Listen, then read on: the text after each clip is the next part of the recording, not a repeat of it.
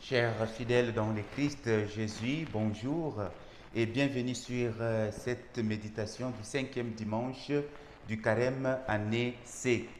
Voilà, vous vous rendez compte que petit à petit, nous marchons déjà vers le temps, disons, important, les moments importants, les moments décisifs de la vie de notre Seigneur Jésus-Christ. Aujourd'hui, nous allons méditer sur l'évangile de Jésus-Christ selon Saint Jean au chapitre 8, versets 1 à 11. Le récit nous parle de la rencontre de Jésus avec la femme adultère, la femme pécheresse, accusée par les scribes et les pharisiens pour motif d'adultère. L'intention, si on veut lire l'intention des gens qui ont amené la femme auprès de Jésus, est de la condamner à mort par lapidation, car c'était ce qui est recommandé par la loi de Moïse. Cependant, la réaction ou soit la réponse de Jésus va nous étonner tous. Que fait Jésus à ce moment précis? Jésus ne minimise pas le péché, mais il refuse de réduire cette femme, cette créature de Dieu à son péché. Jésus change la donne.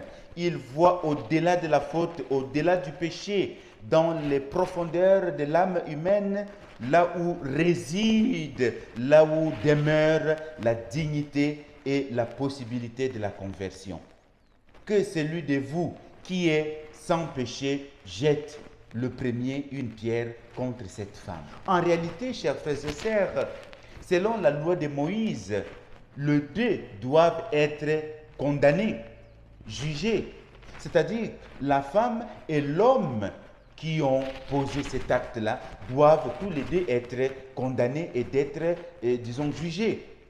Mais pourquoi on amène seulement la femme auprès de Jésus? Et où est l'homme? C'est le syndicat qui a caché l'homme pour amener que la femme. Déjà, nous voyons que la procédure est déjà mauvaise. Il y a déjà quelque chose qui cloche, le fait d'amener cette femme et de cacher l'homme avec lequel la femme a fait ses péchés, a commis les péchés. Chers frères et sœurs dans le Christ, ce texte d'aujourd'hui de Saint Jean nous livre beaucoup d'enseignements, des enseignements profonds, des enseignements importants. Cependant, pour ne pas rester dans la généralité, ou pour ne pas rester flotté sur la mer, nous allons retenir deux enseignements importants pour notre vie et surtout pour ces moments de carême.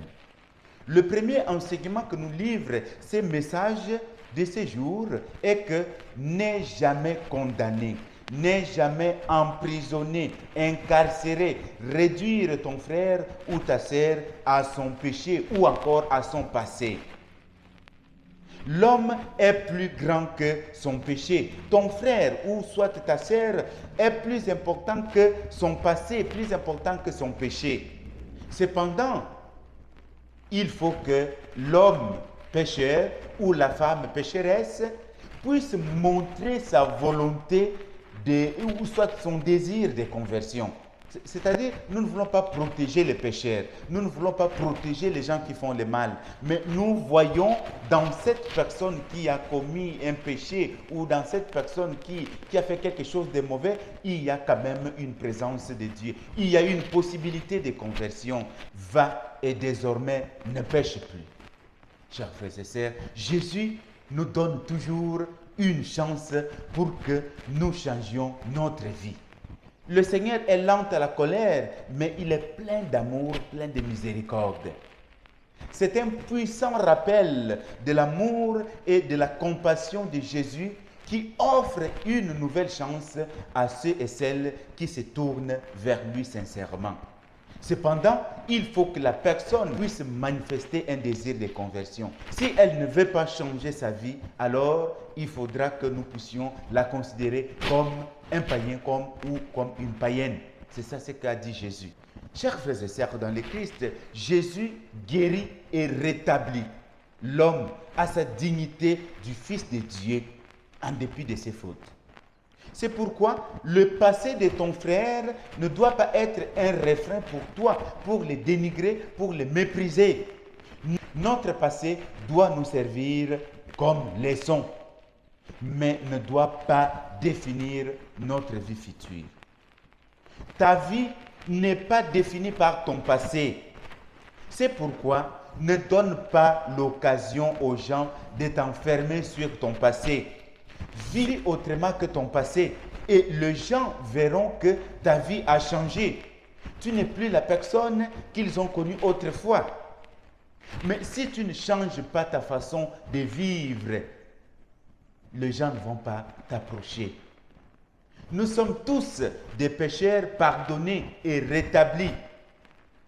C'est le cas de Marie-Madeleine, de laquelle était sorti 7 démons. Mais elle est devenue celle qui annonça aux apôtres la nouvelle de la résurrection. Où est-ce qu'on a mis mon maître? Paul, le persécuteur des chrétiens, il est devenu apôtre de Jésus-Christ, jusqu'à dire, ce n'est plus moi qui vis, mais c'est le Christ qui vit en moi. Matthieu, les publicains, les Lévi, les collecteurs d'impôts, est devenu la géographe. Il est devenu évangéliste. Voici que Jésus vient pour faire toutes choses nouvelles en chaque être humain. Deuxième leçon que nous devons tirer sur ces messages de ce dimanche, c'est que il faut lâcher la pierre que tu as entre tes mains. C'est-à-dire mettre de côté cette hypocrisie, cette tendance à juger les autres sans connaître ses propres faiblesses, ses propres fautes, ses propres péchés. C'est lui parmi vous qui est sans péché, qu'il soit le premier à lui jeter une pierre. Du coup, la pierre que les scribes et les pharisiens s'apprêtaient à lancer contre la femme se transforme en un miroir qui reflète leur propre état de péché, leur propre état d'être des hommes et des femmes de péché. Chers frères et sœurs, le 40 jours de carême est un temps où nous devons prendre la pierre que nous avons entre nos mains, la pierre que nous voulons lancer, ou les pierres que nous lançons souvent à nos frères et sœurs, de la mettre devant nous et de nous dire, je vais moi-même me lancer cette pierre. Voir combien de blessures que tu auras sur ton front à cause de tes propres péchés d'abord. Les hypocrites, les hommes et les femmes, habillés avec la peau de l'agneau, mais au fond d'eux, ils ont le cœur du lion vorace. Les compteurs des péchés des autres, commencez d'abord à compter vos propres péchés. Enlevez d'abord la poutre qui est sur vos yeux avant de voir ou avant d'enlever la paille qu'il y a, la petite paille qu'il y a sur l'œil de ton frère ou de ta sœur. Changeons de vie. Jésus est prêt à nous prendre, à nous relever, à nous rétablir. Changeons nos vies car le royaume de Dieu est tout proche de nous. Bon dimanche à tous.